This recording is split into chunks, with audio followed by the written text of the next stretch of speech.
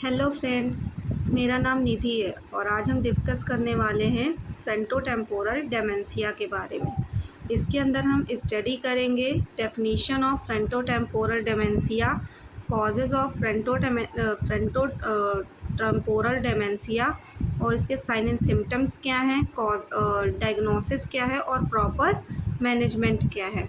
तो आइए वीडियो को शुरू करते हैं। तो सबसे पहले हम पढ़ेंगे फ्रंटोटेम्पोरल डेमेंशिया की डेफिनीशन। तो क्या होता है frontotemporal dementia? Frontotemporal dementia is a progressive neurodegenerative disorder that primarily affect the frontal and temporal lobes of the brain. These areas are responsible for personality, behavior, language and decision making. यानी कि frontotemporal dementia एक तरीके की neuro degenerative disorder है जिसमें brain के frontal यानी front वाला हिस्सा यानी आगे वाला हिस्सा और टेम्पोरल लोब्स यानी टेम्पोरल बोन यानी कान के पास वाला हिस्सा धीरे धीरे सूखने लग जाता है। यानी उसके जो न्यूरॉन्स हैं या सेल्स हैं वो डेड होने लग जाती हैं, जिसकी वजह से व्यक्ति की बिहेवियर, पर्सनालिटी और लैंग्वेज और डिसीज़न मेकिंग में बड़े बदलाव देखने के लिए यानी चेंजेस देखने के लिए मिलते हैं। नेक्स्ट हम पढ़ेंगे कॉजेज़ ऑफ फ्रंटोटेम्पोरल डेमेंशिया।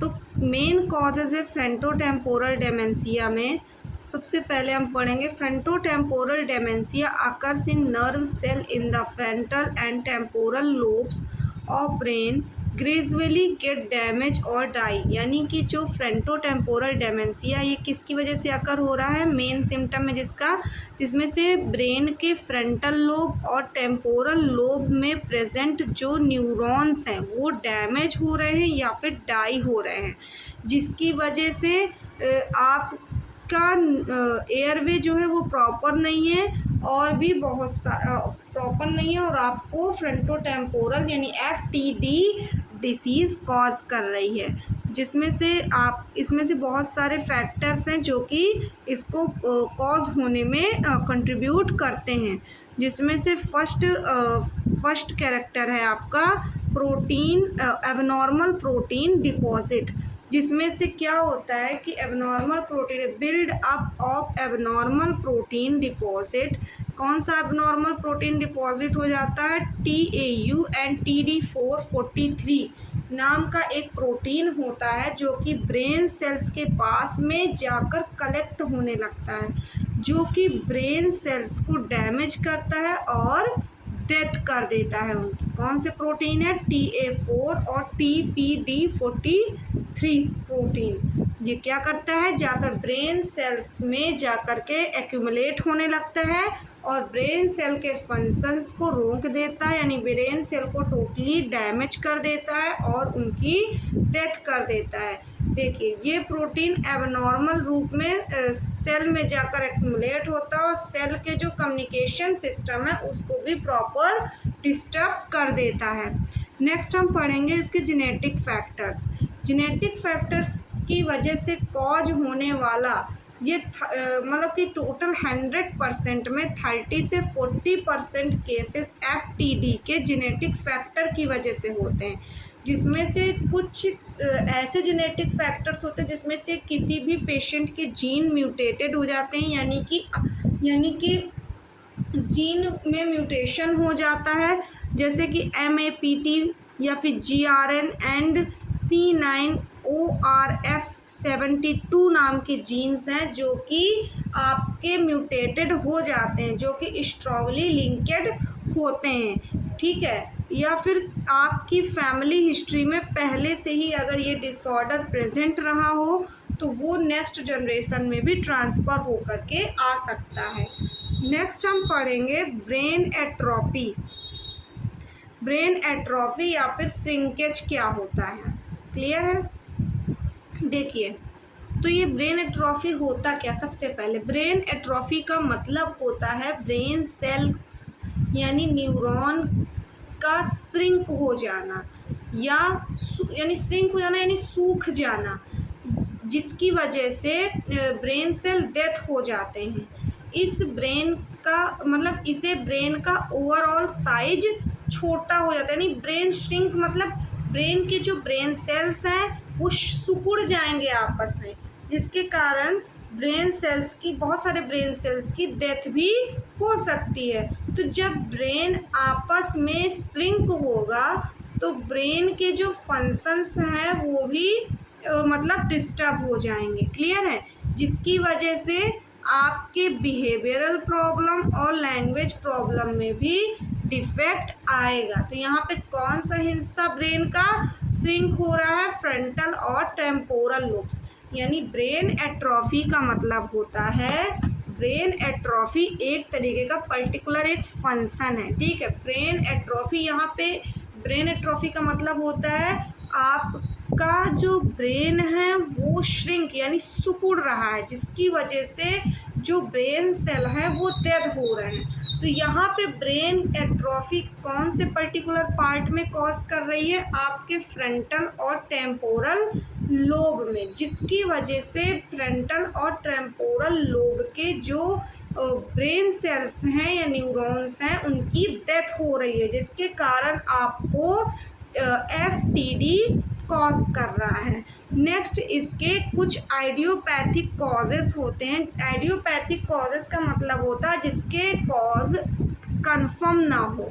ठीक है, तो बहुत in many patient no specific cause is found, यानी बहुत सारे FTD के ऐसे पेशेंट्स भी होते हैं जिनमें कॉजेस कंफर्म ही नहीं होते। ये इन्वायरमेंटल और लाइफ स्टाइल फैक्टर के बेस में ब्रेन के बहुत सारे फंक्शंस डिस्टर्ब हो जाते हैं, जिसकी वजह से पेशेंट को FTD कॉज कर जाता है। नेक्स्ट हम पढ़ेंगे सिम्टम्स क्या क्या हैं। सिम्टम्स में सबसे पहला सिम्टम है इनका इमोशनल ब्लंटिंग और एपैथी। नेक्स्ट है रिपीटेटिव और कंपल्सिव बिहेवियर। थर्ड है चेंज इन पर्सनैलिटी और बिहेवियर। फोर्थ है लॉस ऑफ एम्पैथी और सोशल स्किल्स। फोर्थ है लैंग्वेज डिफ़िकल्टी होगी पेशेंट को।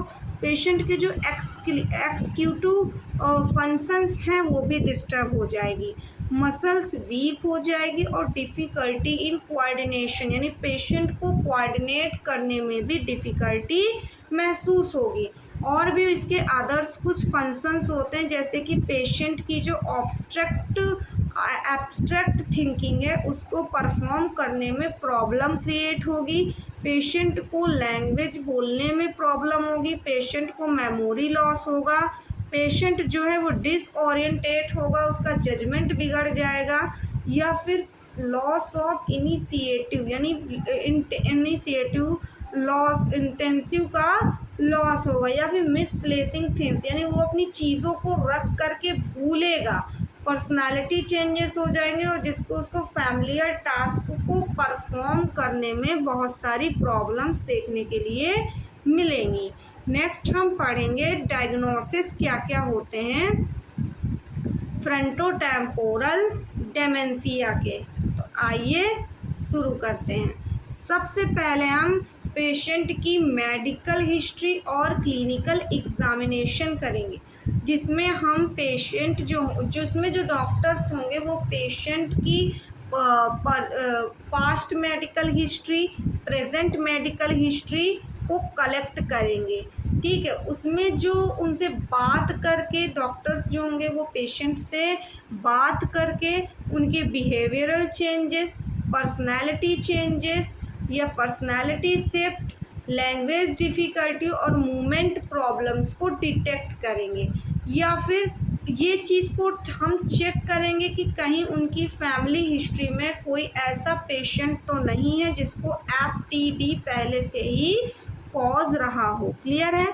नेक्स्ट हम न्यूरोसाइकोलॉजिकल टेस्टिंग्स करेंगे, जिसमें से हम सबसे पहले पेशेंट की thinking process, memory, reasoning, language और सोशल बिहेवियर को चेक करेंगे, जो कि हमारे STD यानी जो कि हमें एसटीडी को पहचानने में मदद करेगी, यानी कंफर्म करने में मदद करेगी। किसको? अगर पेशेंट को अल्जाइमर या फिर साइकोटिक कंडीशंस भी एराइज हैं, यदि पेशेंट को पहले से ही अल्जाइमर या फिर साइकोटिक के सिम्टम्स भी अगर दिखाई दे रहे हैं, तो ऐसा हो सकता है कि पेशेंट को एफटीडी भी कॉज हुआ हो। नेक्स्ट हम ब्रेन इमेजिंग करवाएंगे। ब्रेन इमेजिंग में सबसे पहले हम एमआरआई करवाएंगे। एमआरआई के जरिए हम ब्रेन में श्रिंकेज को चेक करेंगे कि कहीं पे फ्रंटल या टेम्पोरल लोब में ब्रेन का श्रिंकेज तो नहीं है। नेक्स्ट हम सीटी स्कैन की मदद से हम श्रिंकेज को मतलब कि देखेंगे, चेक करेंगे। नेक्स्ट हम पीईटी और SPECT स्कैन भी कराएंगे, जिससे हम ब्रेन की एक्टिविटीज़ या उसके लॉस हुए फंक्शंस को भी चेक करेंगे। नेक्स्ट हम जेनेटिक टेस्टिंग भी कराएंगे, जिसमें हम स्ट्रॉन्ग फैमिली हिस्ट्री लेंगे या फिर उसमें म्यूटेशन को भी डिटेक्ट करेंगे कि कहीं उसके जीन्स में किसी प्रकार का म्यूटेशन तो नहीं हुआ है। नेक्स्ट हम पेशेंट की लेबोरेटरी टेस्ट कराएंगे, जिसमें से उसके ब्लड टेस्ट होंगे जो कि अनादर कॉजेस को चेक करेंगे, जैसे कि आप उसको कोई थायराइड डिसीज़ तो नहीं है, या फिर विटामिन डेफिशिएंसी तो नहीं है, या किसी प्रकार का उसकी बॉडी में इन्फेक्शन तो प्रेजेंट नहीं है। नेक्स्ट हम पेशेंट का न्यूरोलॉजिकल एग्जामिनेशन भी करवाएंगे। न्यूरोलॉजिकल एग्जामिनेशंस में हम पेशेंट के सारे बॉडी के जितने भी रिफ्लेक्सेस हैं उनको डिटेक्ट करेंगे, बॉडी मूवमेंट को चेक करेंगे, कोऑर्डिनेशन को चेक करेंगे और उसके स्पीच पैटर्न को चेक करेंगे कि उसको कहीं बोलने पे प्रॉब्लम तो क्रिएट नहीं हो रही है। तो हम टोटल 6 टाइप के डायग्नोसिस परफॉर्म करेंगे, जिससे कि हम आसानी से डिटेक्ट कर सकें कि हमारे पेशेंट को फ्रंटोटेम्पोरल डेमेंशिया तो कॉज नहीं हो रहा है। नेक्स्ट, अगर ये चीज़ हमें डिटेक्ट हो जाती तो हम क्या मैनेजमेंट प्रोवाइड कराएंगे? तो सबसे पहले हम मैनेजमेंट में पेशेंट को अपने मेडिकेशंस प्रोवाइड कराएंगे, जिसमें से हमारी सबसे पहली एंटी डिप्रेसेंट ड्रग्स आएंगी, जो कि आप उनके कंपल्सिव बिहेवियर या डिप्रेशन या इरिटेबिलिटी को कम करेंगी। नेक्स्ट हम पेशेंट को अपने एंटी साइकोटिक ड्रग प्रोवाइड कराएंगे, जो कि सीवियर एजिटेशन और एग्रेशन या हैलुसिनोजेंस को कम करेंगी। ठीक है। नेक्स्ट हम पेशेंट को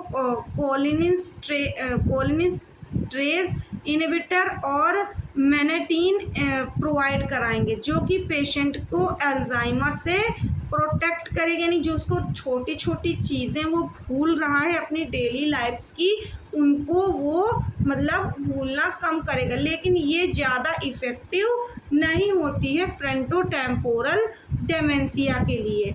नेक्स्ट हम पेशेंट को कुछ थेरेपीज़ प्रोवाइड कराएंगे, जैसे कि हमारी सबसे पहली थेरेपी होगी स्पीच एंड लैंग्वेज थेरेपी, जो कि पेशेंट को कम्युनिकेशन प्रॉब्लम्स को जो कि पेशेंट के कम्युनिकेशन प्रॉब्लम को रिड्यूस करती है, जैसे कि स्पीक डिफ़िकल्टी या फिर वर्ड फाइंडिंग को। नेक्स्ट हम पेशेंट को ऑक्यूपेशनल थेरेपी प्रोवाइड कराएंगे, जो कि डेली लिविंग एक्टिविटीज़ को सपोर्ट प्रोवाइड कराती है, safety at home and independence रखती है।